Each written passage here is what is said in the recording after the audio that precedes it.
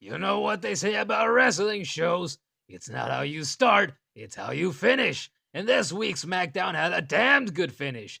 If you missed it, I feel bad for you. But without further ado, let's get into this thing. Shane McMahon is riling up the SmackDown roster backstage in some shit and tiny little room because I guess just doing it out in the ring would have made too much sense with so many people involved, right? But apparently, the roster is one big, happy, united family up until Survivor Series, and I don't know, if you ask me, I still find it a bit hard to buy that almost all of our heroes and villains on both brands are all buddy-buddy and all for teamwork. But it is what it is, I suppose. It's happening, it's not too big a deal, and the pay-per-view looks great on paper. And speaking of which, have you heard? Did you know that Survivor Series is that one time of the year in which the two brands go head-to-head in competition? For Christ's sake, how many goddamn times have they beaten that corporate stinking writing into our eardrums? Someone go back through the episodes during this past month and count them all! Bryan made his triumphant return to the show this week, and he cut one hell of a promo for our new WWE champ, AJ Styles. I have been a fan of Bryan since he first showed up on the WWE scene, and although I've always thought that he was decent at best on the stick, he was on fire this time around. He blew so much smoke up AJ's ass that it set off my house's fire alarm. It was excellent stuff, and I'm pumped up for the champion versus champion match on Sunday. Baron Corbin retains against Sin Cara in a decent match in which Sin Cara actually had a good amount of offense. He looked good in there against Corbin, but with the online feud that Miz and Corbin have been having for a few weeks now, it was obvious that he wasn't walking away with the title this time around. Maybe next time, Cara. You're a cool lucha dude, but it just wasn't your time this time around. Now we can look forward to Corbin versus Miz at Survivor Series, and I, for one, think it'll make for a good show. Shane McMahon and Bryan have a little chat backstage, and you might as well get that watering pail because those seeds have been planted for these two, and it's exciting to think about what could happen between the two down the line.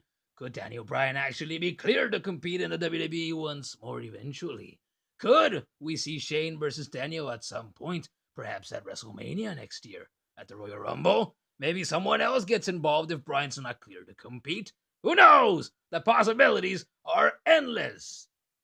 Charlotte defeated Natalya to become SmackDown Women's Champion in a pretty kick-ass match by making her submit to her figure 8. It was just awesome. Personally, I feel like there aren't enough feel-good moments in WWE television. You know, those payoffs in which our heroes win and we think, yes, he or she did it after all that struggle, and you get that high that makes you feel like you're right there in the arena. That's what it was like for yours truly, and that is something I wish I got to feel more often. Charlotte won decisively, and now we get to see her take on my goddess Alexa Bliss on Sunday, haha! And that match is gonna be freaking great. I'm more stoked for that match than I was for Natalya versus Alexa. Oh, and the Nature Boy made an appearance as Charlotte was heading down the walkway to the back, and it made the feel-good moment even sweeter. Woo! It's always great to see the Nature Boy on WWE TV again, and it's good to see that he's looking healthy once more. The Hammer Bros will finally debut next week. It's about time. They've been gone for long enough, and the vignettes have been going on for long enough, and it's good to finally know that the two big men will be back on WWE TV. I, for one, look forward to the return of some discus clotheslines and spinning roundhouse kicks, and they'd better walk out to the ring with those damned hammers in hand. Jey Uso defeated Chad Gable, and that outcome was pretty obvious because Benjamin and Gable had their entrances cut, and the champs had their entrance and got to cut a promo about their tag team dominance on the Blue brand. I'm pretty sure the entire world knows by now about just how good the Usos have been for a while. New Day versus Usos made for good wrestling, and now Usos versus The Bar? Fuck yeah! With that much top-level talent, you know it's gonna be good on Sunday. The New Day took on Kevin Owens and Sami Zayn, and although the action was good, the match itself took a real backseat to what happened afterwards. Remember just how vicious and gang war-like SmackDown's attack was on Raw? Raw's invasion felt just, if not more, savage and violent than that one. I was talking about that good feeling that comes from a good payoff earlier, but there's a pretty sweet feeling that comes from a damned fucking good dose of revenge. And it felt pretty damn good to see all of SmackDown get their asses kicked as the Raw roster made their way down in waves, starting with the Shield, of course.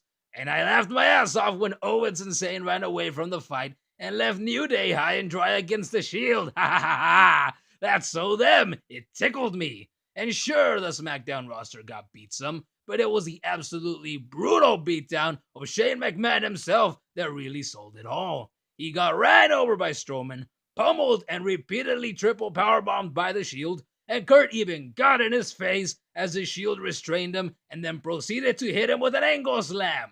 Yeah, payback's a bitch, Blue Show. And that was SmackDown this week. And if this show, especially the ending, didn't sell you on a payment for the network to catch Survivor Series this weekend, then there's really something wrong with you, because it was more than good enough to momentarily make me forget that the beginning of the show told us that Raw's retaliation was expected. They shouldn't have mentioned that at all, I'll say, but really, after it was all said and done, that little detail hardly mattered. So, what did you think of SmackDown this week? I definitely enjoyed it way more than Raw, and Raw wasn't a half-bad show in its own right. Tell me what you think with a comment, or write to 20x20 on Twitter, Facebook, and Instagram at Wrestling20x20. But until then, this was 20x20, and I hope to see you here for this week's NXT and this weekend's War Games and Survivor Series. Thanks for tuning in!